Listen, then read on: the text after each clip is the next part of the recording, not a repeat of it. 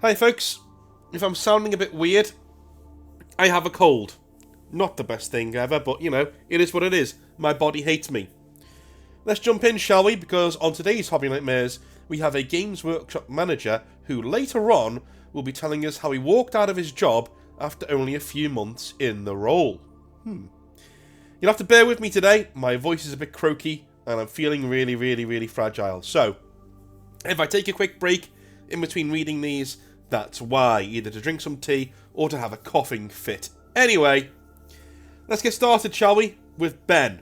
And Ben says, he's put a title at the start of his Hobby Nightmare, How Warhammer Saved Me After Losing a Best Friend. Okay. Before I get started, I'd like to establish a few characters, he says. I had a best friend for 20 years named Stan. He's the subject of his nightmare. Ben, you've missed a trick here, man. You should have named yourself Kyle. Just saying. I'll refer to myself as Ben. We didn't play Warhammer together, but we were in a rock band together, along with two other people, Rob, the guitarist, and Mike, the drummer. Okay. I'm the bassist, and one of the head songwriters, or I was. I also have a brother named Jared, who will take centre stage at some point. He's a former drummer in said band. I have 4 brothers, including Jared. I have 2 daughters, Ruby and Daisy, and a son named Paul, and my lovely wife, Jana, or Yana. I'm going to call her Jana. A very important fact is that Ruby spent her first 6 months in the hospital awaiting heart surgery. Most of the nightmares occurs during those 8 months and shortly after. That's happening in the background, and I'm mentioning it here because I will not mention it again. Otherwise, the length of this nightmare gets out of hand. She is absolutely fine right now and has a clean bill of health from the doctor as of today, the 11th of January 2024. Okay? Alrighty. Sorry it took a while to get to this one, man, but you didn't fit into the theme, but again, let's jump in. So he says, the hobby does play a vital role in keeping me sane, but there's a lot of non-hobby stuff that happens, so prepare for that as we go on. I discovered Warhammer during the COVID time, when I really had basically nothing to do. I was masked up inside of a comic shop and saw a box of Rubric Marines, and I stared at it for the better part of half an hour. I came back twice a week for 4 weeks and just looked at that box until I decided to buy it. I built and painted them and felt amazing after accomplishing that. I then ordered Magnus the Red and have been a Thousand Sons fanatic ever since. I currently have Thousand Sons, Grey Knights and Orcs, the Seraphon from Age of Sigmar, and a few random kill teams. Good lad. You like your Psychic Space Marines, don't you? Now for the meat of the story. Stan. Who is he? Well, he was my best friend, my best man at my wedding, the co-writer of songs for our band, and the only person who ever gave me a chance at friendship when I was lonely during my teenage years. Okay. Stan and I met through a public speaking group called Toastmasters. We would give speeches and criticise each other on it. Oh my god, that sounds like hell. We then joined... Have you considered YouTube? Sorry. We then joined the same Boy Scout group in a small group that was co-ed called Venturing and did that together. I heard he was into music, so in 2009 I invited him to be in a band with me. Later, Rob and Mike joined. After a few failures with other members, we had a good couple of years playing local venues and having fun and regular practice before Stan started declining. The decline began about 2 years after we formed the band. Stan started encouraging us to sneak into public buildings at night. At first it was fun, but then Stan started racking up traffic violations. I'd hear about him having to pay large sums of money to the police while we were going to shows and trying to practice. He started being late and disappearing on practice night. Okay. He and Mike moved in together. Then, random stuff started showing up in the garage, which was our practice space, including a full-on highway road sign, which is way bigger than you'd think. I confronted him about this, and he confessed he had started to steal things from hotels in an effort to feel a thrill. Okay. I'm going to take a sip of tea here. He started getting arrested, and in one case, he got caught trying to steal a TV from a Walmart. Oh my god, and was caught. I was the person he chose to contact from jail. I helped him avoid more jail time on my own dime. I had to pay for his phone calls and all that sort of stuff. He got out 14 days later instead of 6 months thanks to me. About 2 years ago, Jana and I found out that we were having twins. Well, congratulations. Well, they've been born now, I suppose. They were mono twins. Mono embryo, mono placenta. So Jana had to go into the hospital for 10 weeks. During these 10 weeks, she lost her job because of her pregnancy. Thanks for that, Texas. Yeah, women don't have a lot of rights in Texas, from what I've been told, in that kind of thing, in that kind of way, anyway. We had a house with a mortgage, and at the time, Jana was the primary breadwinner. She was a good realty loan officer, hard to compete with. So I had to get a job, move in with my parents, and find a renter to keep the house. Stan offered to rent from me, so having no other option, I took the deal. This was a mistake, given his history, but I was not really given a choice. Yeah, that is a huge mistake, but you are between a rock and a hard place, I guess. I helped Stan move from his house to ours. The move was rocky and filled with Stan wasting my time and disrespecting me more than once. I felt I had no other option, so I just dealt with it and bore the brunt of the expense of him moving in. The move-in happened in March. Twin baby girls are born in May. Stan was a good renter during this time outside of the kerfuffle of him trying to move in. After the babies were born, Stan started relaxing his personal deadlines for paying rent without telling me. I began having to hound him for rent. It was a pain, and I began to regret trusting him. He took out a credit card with Mike to start a business and maxed it out. That left Mike with the bill, a total of $2,000. During the summer, he decided to fly to Vegas for a fantasy football tournament and spent $15,000 of his own money there, leaving me without rent for 2 months in a row. He and Rob had a storage unit together for years. Rob was moving his stuff, so he asked Stan to get his stuff out. Stan committed to doing this, but flaked on Rob twice, so Rob threw away his stuff. This cost Rob $1,200 in late storage rental fees, and they had a major falling out over this. Wow. He stopped paying his late fees as well, and only began paying rent way too late. He racked up $4,000 in late fees.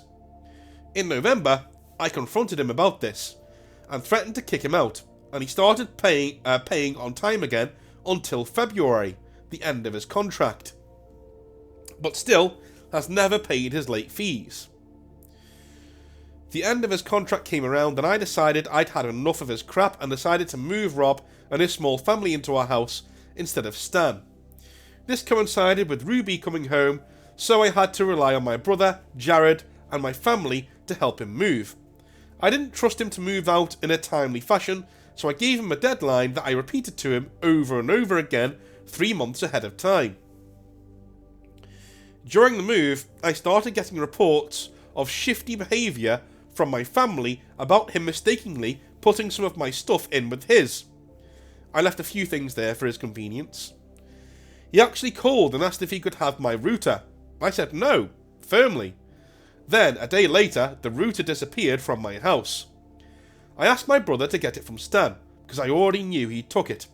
I confronted him about this, and we decided to change the locks on the house so we could supervise him. Okay. He assured me that he didn't mean to keep it for long, but I wasn't having it. He dropped the crazy line on me in text. Then I'm about to say it right now. Okay, cool. We're like family, and I quote, "We are like family, like brothers. And as brothers, we eschew certain expectations, like asking permission when borrowing each other's things. Okay.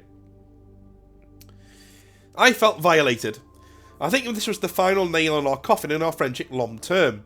That's when I started to completely distance myself from him. But I still had to move him out. There's nothing worse in life, lads, than breaking up with a friend. Breaking up with a friend can be worse than breaking up with a woman. Being completely honest. Breaking up with a friend can be worse. It's incredible. You know? It's really crazy. Like having that conversation where you say, listen, you know, here's where I am. Here's what we're doing. You know, you're just not bringing to the table what I need right now. Having that conversation with a dude makes you sound really needy, but also, you know, you're policing your own time and your own space. You've got to do that. And that's something that you haven't done. You've let Stan come in and basically screw up your life, because Stan is a fuck up. Every dude has a friend like this. Every one of you has a friend like this. A constant fuck up. Guys fuck up. It's what we do, right? Sometimes we fuck up monumentally. Sometimes we do a lot of little fuck ups. But it's what we do. We screw up and we pay for it and we learn and we grow. You know, you could learn after one mistake or you could learn after 5 mistakes, right? But I respect a man who admits to his mistakes, even if he keeps making them. That's the important thing here. Even if a dude keeps making his mistakes, I still appreciate what he's doing. Do you know what I mean? If he admits it and goes, I know this is wrong, and I keep doing it, and one day I'm going to learn, but yeah, I keep doing it. Now, that doesn't mean I'm going to stay around you all the time. You know what I mean? It could mean that I go, no, you know what? Well, we're not friends anymore, or I can't be around you till you get that shit sorted out. That's my issue. That's my, you know, thing that I want to do. But every guy fucks up like this, but don't let him in so far. It's very important. Extremely important. Do not let them in so far.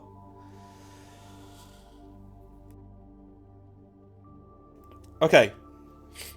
That's when he actually did the absolute worst thing he's ever done to me. He was scheduled to come to the house at night, and my brother Jared came to supervise him. While Jared wasn't looking, he unlocked a window. Then, after he and Jared left, he came back and broke into my house through the window. We don't know why he did this to this day.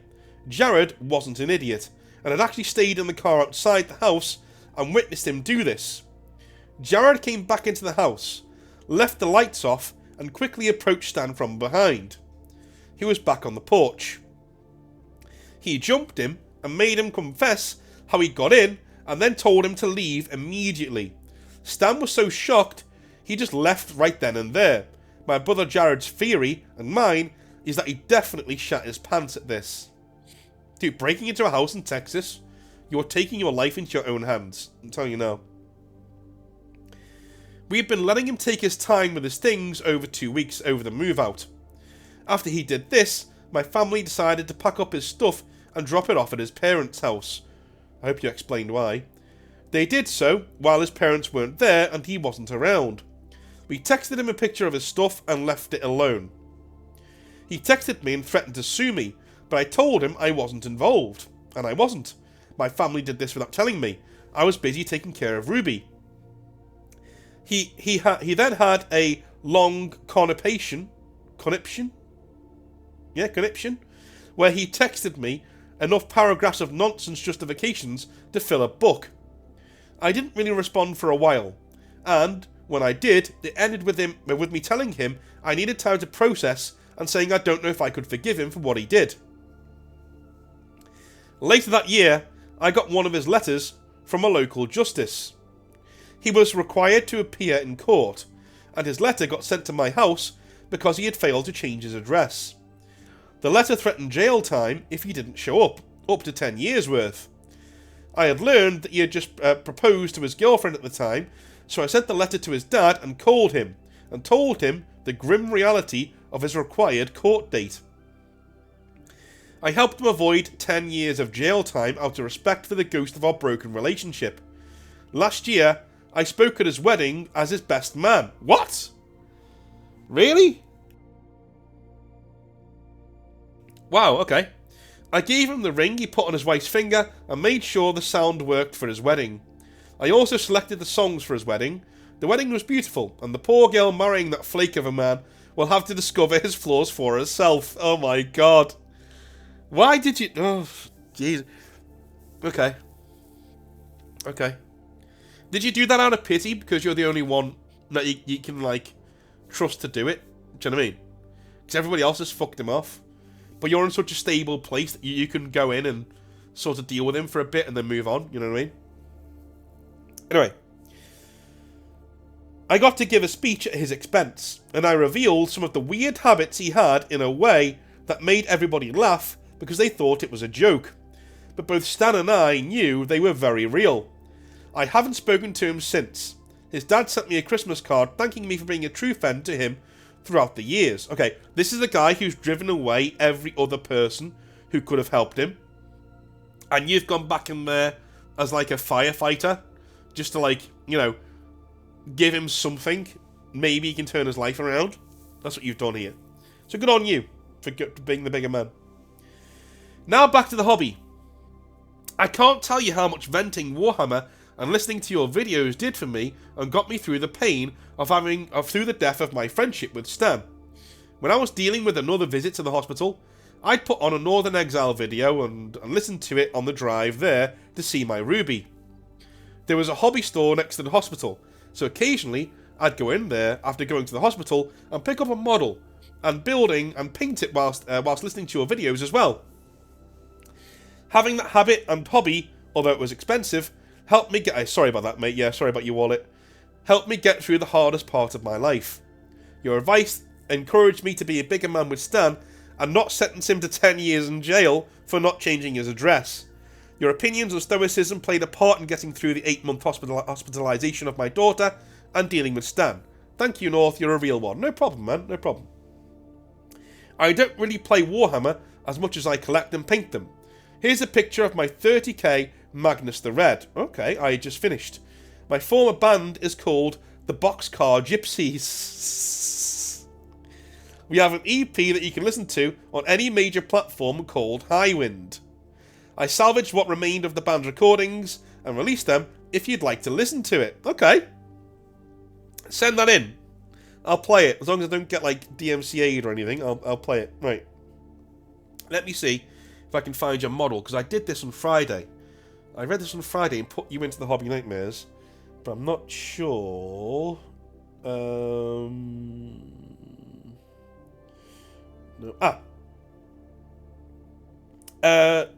Are you sure you sent me some pictures? I can't see them. If they are there, I can't see them.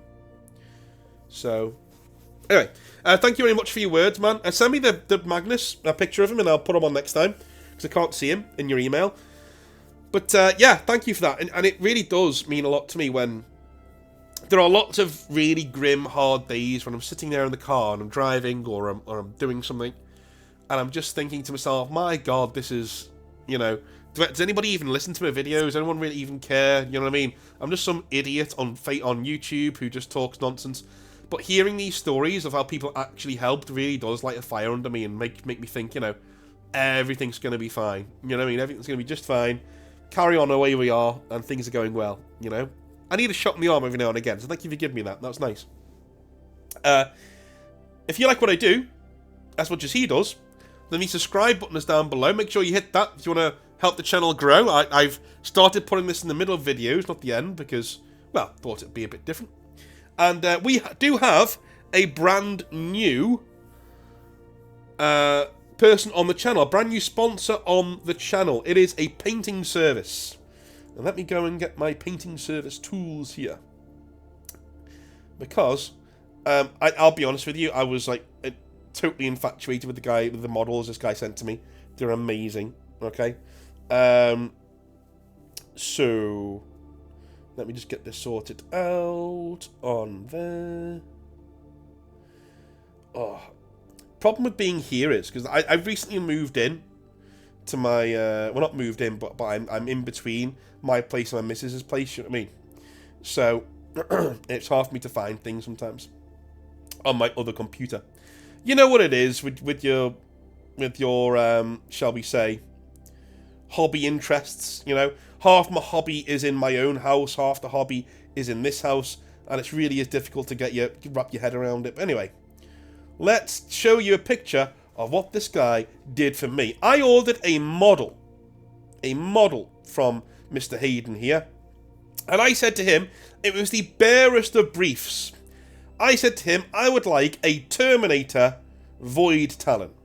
And I told him the kind of colours that we go with the Void Talons and what's going on there. And what he sent me only a few days later of my order made me literally, not so much quake, but definitely be, shall we say, rather happy with how things looked from that moment. Let me just have a little look here.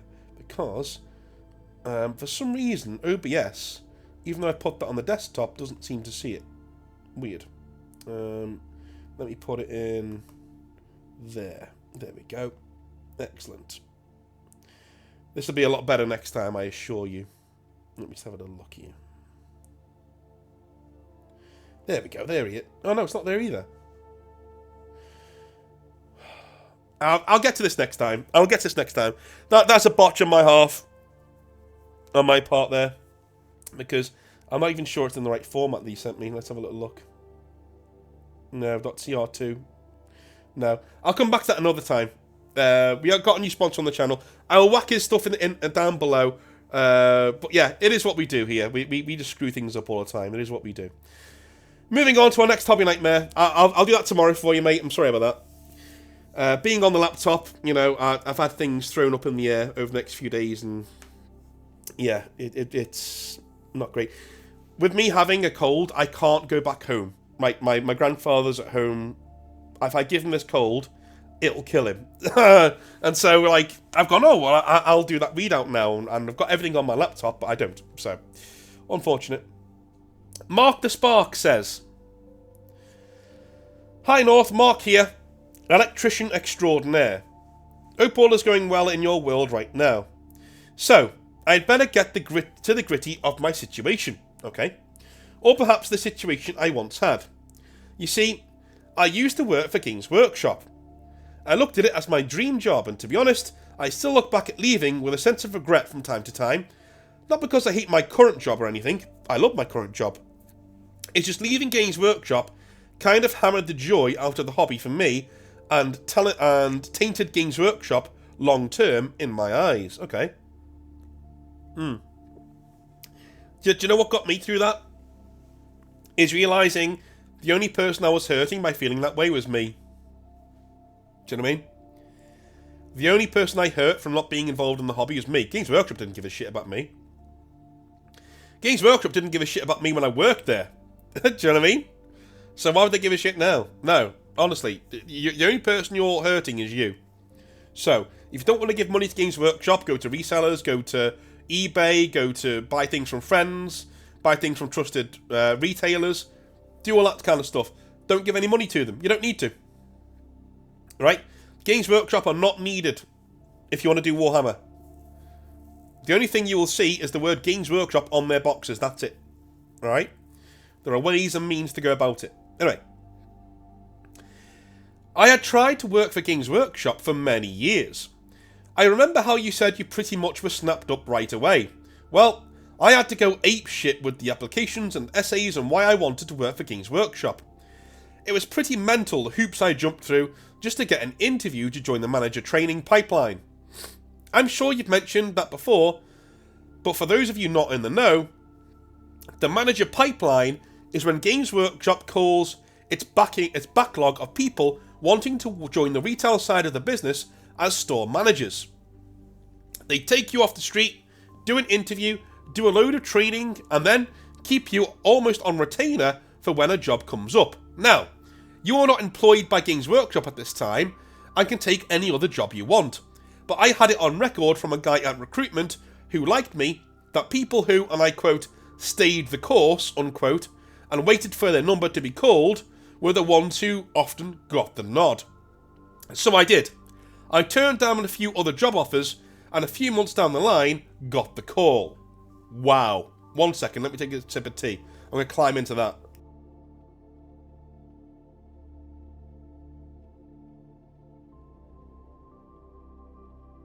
So, here's the thing. It's technically legal for them to do that, you know, because they're not making you do anything. But that never happened to me. So I basically was already working for the Games Workshop as a store body, and that got my foot in the door because they were quite impressed with the fact I'd done it all myself. Do you know what I mean? I'd moved to another part of the UK just to be a store body in a store because I wanted to work for Games Workshop that much, and that impressed them. So I was automatically considered for the manager pipeline training. I did that training, and no more than a month later, I applied to run my own store, and no more than a few weeks after that, I was running my own store, right? So that's how it went for me. So I can't share my own experiences on this because they're not technically the same as yours. But I have heard similar things about the management pipeline when you're not already a part of the Games Workshop family, quote unquote. If they have you from the street, or they have you from an email or whatever, and you say to them, look, I want to work for you, I want to be there with you, I want to work for you. If you're in the management pipeline and you work a part-time job in the meantime, that's going to be a negative for them. You know, because you're not all in. You're not all in working for GW. I know that sounds ridiculous, but it's the attitude they have. Okay? Well, that's me trying to be... And it's bullshit, and I don't agree with it, obviously, but it seems to be that's the attitude that they have, unfortunately. It is what it is. Right. Moving on a little bit more. The process went really easily from there. I got into Nottingham and was introduced to people there by my trainer. Let's call him Mike. He was quite an affable fellow. He had a beard, was jolly, and he was of a bright persuasion, and generally showed me off as if I were his personal pet project or something, which is something that I've heard in your Hobby Nightmares before, okay? Fun times. I remember sitting on the train heading home, thinking I was joining an amazing company if they did all these things for you before you even started working. So the day comes for me to open my store for training with my trainer, and, typical UK travel, the trains are down. I am struggling to find a replacement as it's rush hour and everybody is having the same ideas. Buses were full to bursting and things like that. So, I elected to get a cab into work, £50 all in all, as the taxi drivers knew what was going on and put their rates up. Oh my god. Again, typical British response to a crisis when people are in need, in my opinion. I agree. The travel systems of Britain are a fucking joke. An absolute fucking joke. I've got a mate who lives in Japan, and when he visited me at university, he was shocked and appalled. He was just like, this is crazy. Do they refund you because they're late? And I was like, no. You're lucky if they turn up. They act like they're doing you a favour, you know? Happened to me too. Over Christmas, last year, so I was going to Liverpool to basically, you know, do a bit of, I was going to go to a gaming cafe and chill out for a bit, you know what I mean? On the day before Christmas Eve. And the woman at the train station was like, no, there's no trains tomorrow. And she looked at me like I just asked her, you know, can I borrow your child for 10 minutes? It's like, no, there's no trains tomorrow. And I was like, yeah, but it's Christmas Eve tomorrow, not Christmas. Yeah. I said, it's not a bank holiday though. Everybody else is at work. Yes, so? Like, they act like they're doing you a favour. That's the issue with all service industries in the UK, right? They don't rely on your tips, they don't rely on your patronage, they don't rely on your good grace as a consumer.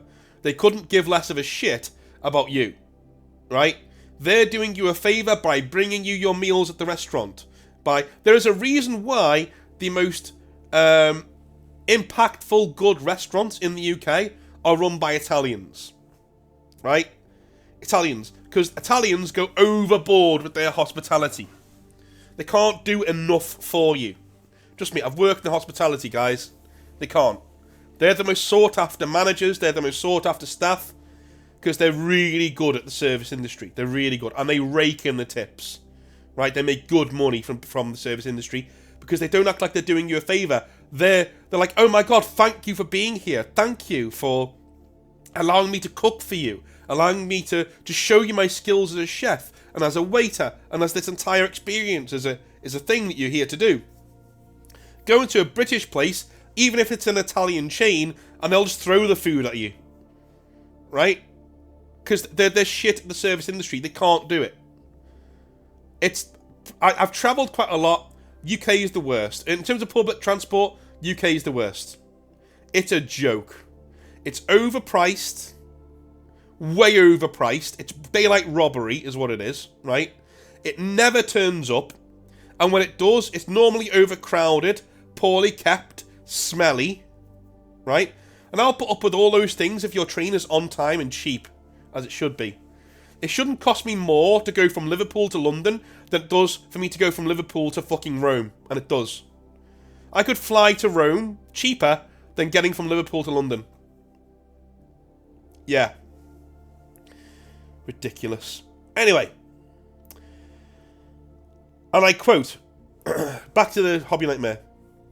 I kept my trainer informed of all this via text, but the only text I got back were one-word answers with a full stop after them. So, I was in the cab thinking, oh my god, he's going to be so pissed. What a terrible start to my career. Oh god, I feel so sorry for you, dude. When I got there, that's exactly what he was like. He literally sat in the store, and when I opened the door, he didn't get up to say hello, shake my hand, or anything. Instead, he just sat there and said, "Oh, you made it then." I apologised, as you do, and explained the situation again, genuinely remorseful that this had kind of ruined my first morning for me in the job. Mike just nodded, and I quote, "Yeah, not the best start, but I'll try and look past it." I thought he was joking, but looked at his face, and he was deadly serious. I know, a lot of you will be thinking, well, just tell this guy to buzz off, it's not your fault you were late. But look at it from my point of view. This is my dream job. I've been treated nicely so far by people. How do I know this is not all a massive misunderstanding? How do I know if he is just being earnest and telling me he is going to look past it? Maybe he just worded, "It wasn't your fault, let's just start again," wrong. See what I mean? So I gave it a pass. I would have done as well, to be fair. You know, your first morning in the job, dude, you don't want to burn down all of everything, you know? We got on with the day and training seemed to go well. There were a few snippy comments where he brought back the fact that I was late, and later on in the day, he made another comment about it in a seemingly jokey way. And I held my hands up and smiled in a similar jokey way and said, and I quote, "Hey now, I don't control when the trains want to have a heart attack and stop working. This is the UK after all." I laughed. He looked at me dead, his face dropping in an instant. He said, and I quote, "I'd advise you not to argue that point," unquote. And from then on, it was a frosty first day. Oh my god. Just needless. Completely needless. I went home later on confused, and over the next few days, it would be similar, with this guy blowing completely hot and cold constantly. I didn't know whether I was coming or going with him. I put on a smile though, and started helping customers and generally selling stuff when and where I could. He seemed happy with that, and after a few days, left me to run the store. That was a happy time. I was helping customers and sticking to my training, but something just felt off for me. Okay. I was on my own a lot, which was fine, but it just felt weird being on my own. When the time came for more training, we were taken to a hotel and were scheduled to do a meeting in their corporate facilities the next morning. In the evening, we all had a few drinks. A load of managers, trainers and dudes from corporate retail. I don't really handle drinks very well and knew the meeting was in the morning, so I stuck to soft drinks. I tried to make small talk, but no one there seemed the least bit interested in me at all. It was like they all knew each other already and were sharing in jokes that I was not a part of constantly. My part was to sit there and smile, and after several hours of this, a guy who was high up in retail went to get a round in, and I politely told him, and I quote, "Oh, none for me thanks, mate. I'm heading to my room and I don't want to be boggy-eyed for the training tomorrow. I need my sleep." I said, smiling. It was like midnight. He just grunted and went to the bar. Fair enough. I went to bed, and the next morning, training was awkward as hell for me. The only way I can describe it, it was several hours of, and I quote, "Don't forget to breathe, lads. That's what keeps you alive," unquote. Like we were androids or something, telling us stuff that we should have known even before we joined Games Workshop. Things like, don't attack your customers, don't do modern slavery, things like that. I remember getting a document through the post as a Games Workshop manager about modern slavery, and I remember getting it when I was a store body as well. When my manager came over, and he said, "North, read this. Don't do slavery." And I was like, "What?" And he was like, "Yeah, don't do slavery." And I was like, "Alright." So I read it, and I was like, "Oh, okay. Modern slavery, okay." Because everybody had to read it. Mental. Anyway. Because, if I hadn't have read that, I would have made slaves of everybody there. Everybody would have been in my dungeon asking for a spanking. Anyway. Just to test if you're still listening or not. My store... Sorry, I'm going to take a quick drink here. My store and apartment was furthest away from the hotel. Several hours away. And at the end of the training, they all said they were going to do a big role-playing training bit that was optional. And I was kind of done. It was 5 PM and I needed to get home to feed the cats. I was only supposed to be gone one evening after all.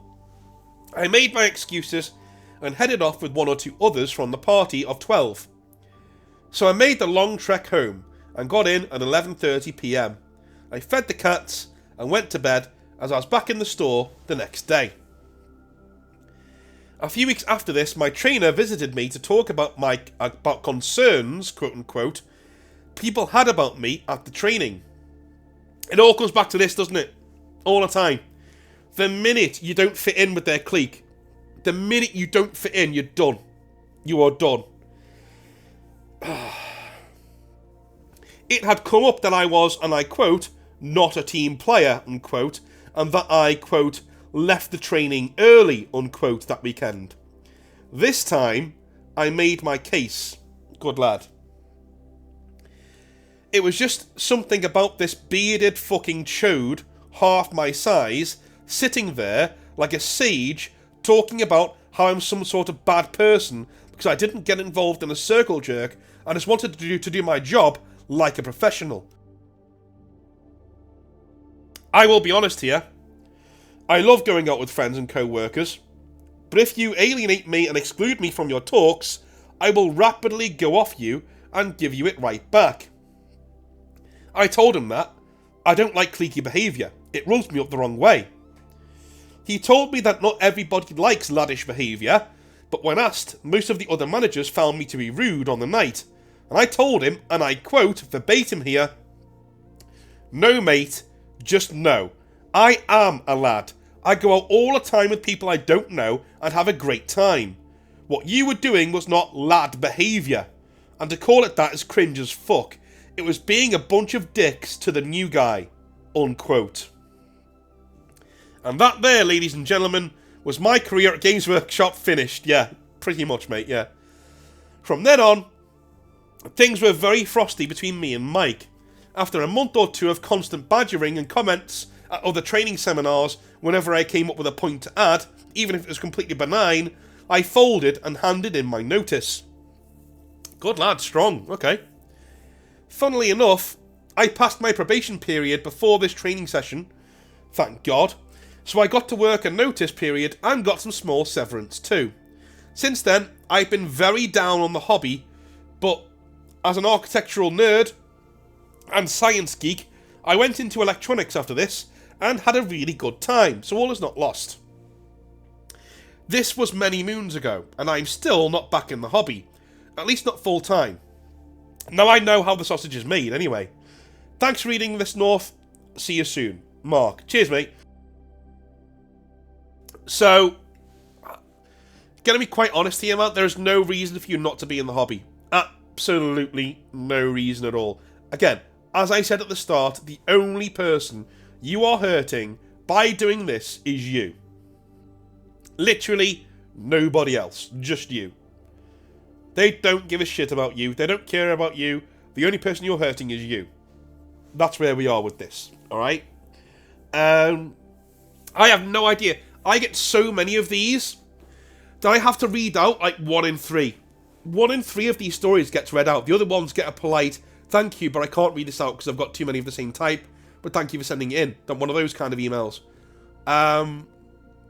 Simply because they all say around about the same thing. It's literally, I loved work, I loved the models, I loved the product, I love selling the product, you know, and I liked my job, but as the moment I'm exposed to the cliquey attitudes of the other managers and retail as a whole, the minute I'm exposed to that, I'm done. I'm literally done. Like I'm not in the hobby, and I'm not in. I may as well not work here anymore because I'm out. You know, that's when the end starts. Some managers last for years after this moment. Some of them last for a month. Some of them last for weeks.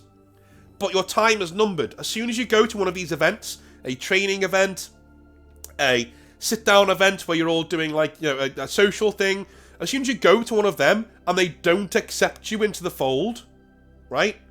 They don't accept you into the clique, your days are numbered.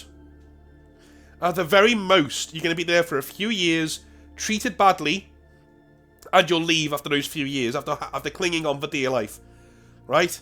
At the most. But most people, a couple of months. From what I've read, a couple of months. That's it. You know? I was literally about 6 months. Maybe 4 to 6 months. After my first big whoopsie with HQ. After my first big part where I was like, they don't like me and I don't like them. You know what I mean? You guys are all chodes, I don't like you. I love that word chode that you used. I'm going to start using that more. That's cool. But yeah, I mean, it's just a common denominator, isn't it? We see so many good people leaving because of this, because of the cliquey attitude, because they're not accepted by the wider whole, and in doing so, that's it. Their career with Games Workshop is over. I'd be very interested to know a number of the amount of people, the amount of good managers and staff members they've lost over the years because they didn't fit with a clique. And nerds do this all the time. Not just Games Workshop. All Games Workshop is a bunch of nerds, right, who were never a part of the clique in school. You know? So now they've got their own clique. They police it maddeningly. And if you're too much of a lad, if you're too much of a normal guy, you're not going to get on with them at all. Absolutely not. Right? And it's even worse. Like, if you think like most people who were dicks when you were children, okay, grow into okay people. Most of them. Because they've grown out of that way. You know what I mean? Nerds, for the most part, it's weird. They do it in reverse. So they're lovely when they're younger. Really nice kids. You know what I mean? You can go to do hobby with them, and absolutely brilliant people to know. From like the ages of like 9 till 18, right? Really good people. The minute they get involved with their own kind at university, you know what I mean?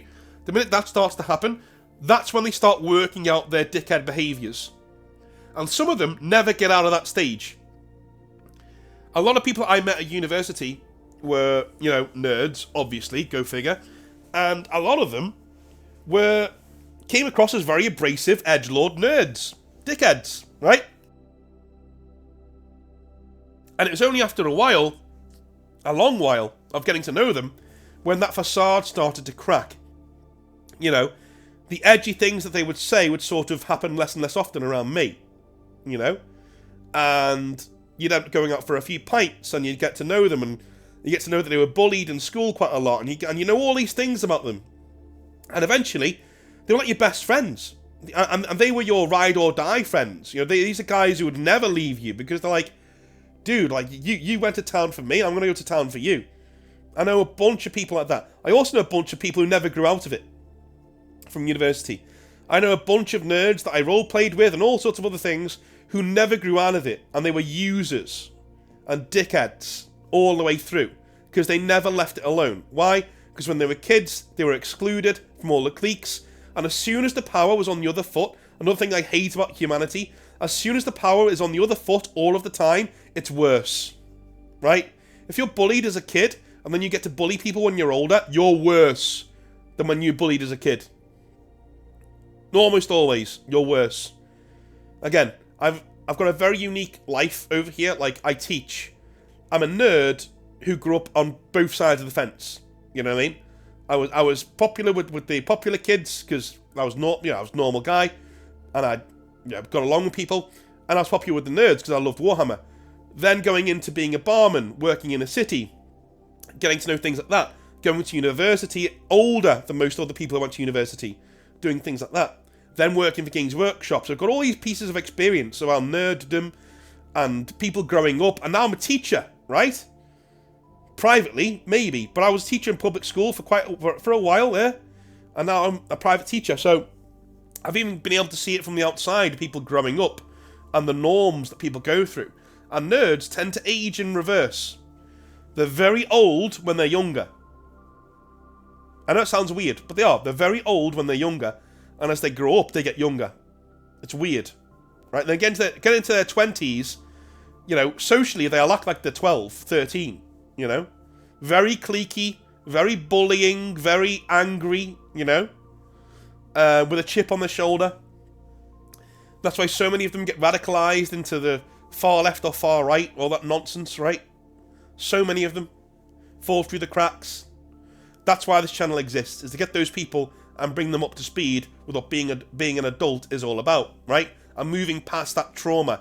A lot of people at Games Workshop, I'm telling you now, have not moved past that trauma. And they are nerds given the ultimate power. What is that? Over everybody else's financial well-being in having a job. And they love it. Is everybody at Games Workshop like that? No, of course not, right? There are absolutely class people at Games Workshop. I know a few of them, right? Even now. Still contact me now. Lynn from payroll still emails me asking how I am.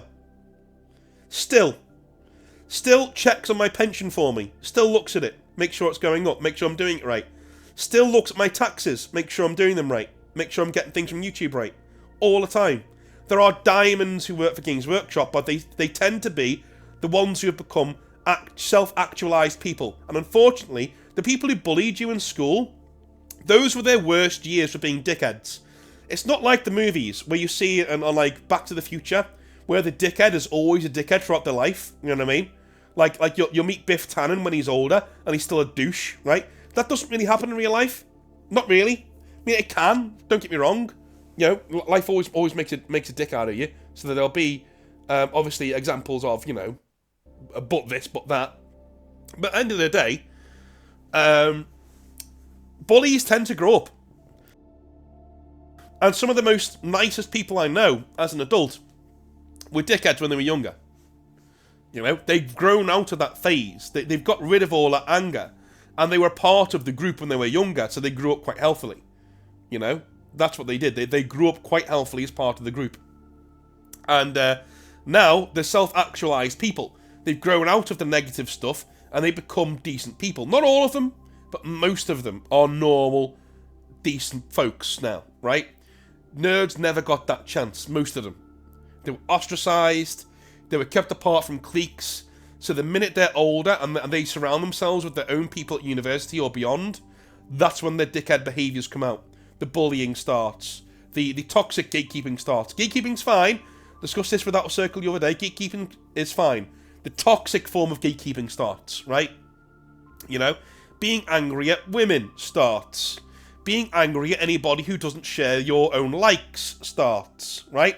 You get politically radicalized because you get involved in a clique that way. All nerds do is chase cliques when they get older, if they were bullied when they were younger. And this is the result. When you give such a clique power over people's livelihoods, this is the result here. Is the sheer amount of messages and